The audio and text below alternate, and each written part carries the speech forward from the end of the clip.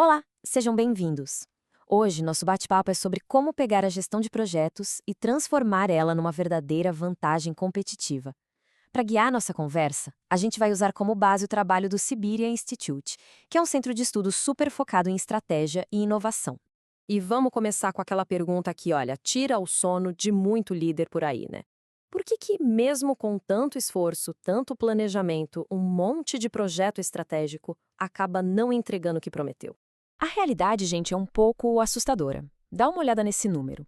Fontes de peso no mercado, tipo o relatório Shaws do Standish Group, mostram que mais ou menos 2/3 de todos os projetos ou enfrentam grandes desafios ou simplesmente fracassam. O risco é altíssimo. Ok, então vamos mergulhar no nosso mapa para o sucesso. A gente vai começar entendendo o cenário, ou seja, diagnosticando o ambiente. Depois, vamos ver como escolher a abordagem certa. Aí, o foco vai para o fator humano, que é crucial. Em seguida, a gente parte para a execução com métodos ágeis. E para fechar, vamos ver como os dados e a inteligência artificial entram nessa história para a gente continuar evoluindo. Bom, primeiro passo de todos: diagnosticar o ambiente. O sucesso não começa escolhendo uma ferramenta da moda, não. Ele começa com uma clareza total de onde a gente está pisando. E aqui a gente entra num ponto que é, sério, fundamental. A diferença é entre o que é complicado e o que é complexo. Parece a mesma coisa, mas não é. Pensa assim, uma coisa complicada, tipo montar um avião moderno, tem muitas partes, mas segue o manual, é previsível. Já um sistema complexo, aí a história é outra. Ele tem agentes que se adaptam, que interagem de um jeito que a gente não consegue prever. Entender isso é crucial, porque tratar um problema complexo como se fosse só complicado é a receita para o desastre. E essa ideia nos leva direto para o conceito de ambiente VUCA. É um acrônimo em inglês para volatilidade, incerteza, complexidade e ambiguidade. É exatamente nesse tipo de cenário, super comum em inovação e startups, que os métodos de gestão mais tradicionais simplesmente não dão conta do recado. Certo, entendido o ambiente, a gente chega na nossa segunda parte, a escolha da abordagem. E aqui não é uma questão de gosto pessoal, é uma decisão puramente estratégica, uma verdadeira encruzilhada. E essa tabela aqui deixa as diferenças bem claras, né?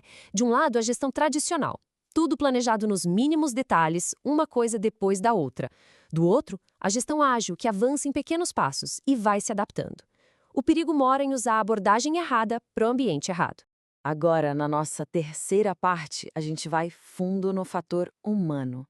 Isso vai muito além de um simples organograma, porque, vamos combinar, o melhor processo do mundo não serve para nada sem as pessoas certas.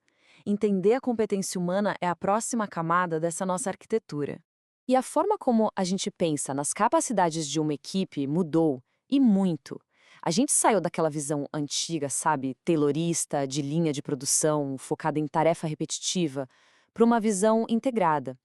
Hoje, o que realmente importa é como a gente combina conhecimento e habilidades para gerar valor de verdade. Só que aí, a gente esbarra num desafio bem humano, o efeito Dunning-Kruger. A frase resume bem, é o fardo duplo de ser incompetente e, justamente por isso, não ter a menor ideia da própria incompetência.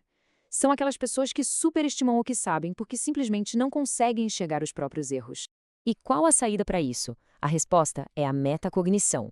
É a capacidade de olhar para si mesmo e reconhecer as próprias limitações.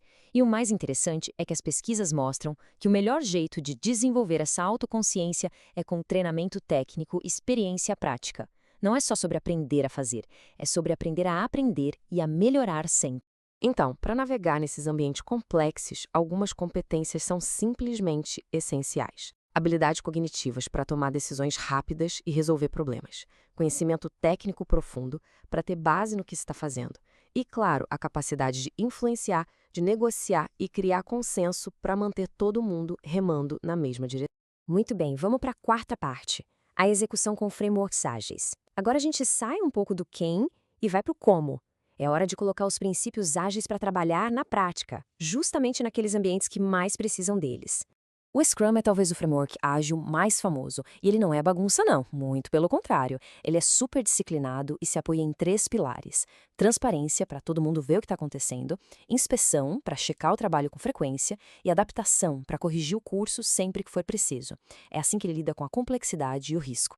Agora, essa frase, pare de começar, comece a terminar. É poderosa, né? e meio contraintuitiva. Ela é a alma de outro método muito importante, o Kanban. Então, como é que o Kanban faz essa mágica acontecer? É bem simples e genial. Primeiro, ele bota o fluxo de trabalho todo à vista num quadro. E o pulo do gato está aqui. Ele limita o número de tarefas que podem ser feitas ao mesmo tempo. É o famoso WIP, ou Work in Progress. Sabe por quê? Para forçar o time a se concentrar em terminar o que começou. Ou seja, ele ataca diretamente o maior inimigo da produtividade que existe, a bendita da multitarefa. E com isso, a gente chega na última peça da nossa arquitetura, a mais voltada para o futuro: evoluir com dados e inteligência artificial. A ideia aqui é usar a tecnologia como uma alavanca para a melhoria contínua. No fim das contas, a grande tese que amarra tudo isso é a seguinte: o objetivo da gestão de projetos moderna é encontrar a harmonia perfeita entre o rigor de um bom processo e a flexibilidade da agilidade. E o que alimenta tudo isso? Dados. E a inteligência artificial aqui não é papo de ficção científica. É uma ferramenta muito prática. Pensa nela como um copiloto. Ela pode ampliar a capacidade da equipe analisando dados, pode automatizar aquelas tarefas chatas e repetitivas e pode até ajudar a criar planos de desenvolvimento personalizados para cada pessoa do time. E, para fechar, fica aqui uma pergunta para reflexão. O sistema de gestão de projetos da sua organização, hoje, ele foi pensado para o futuro? Ele está preparado para a complexidade, para a mudança? Ou será que ele ainda está preso a modelos que funcionavam no passado? A resposta para essa pergunta pode muito bem definir o sucesso lá na frente.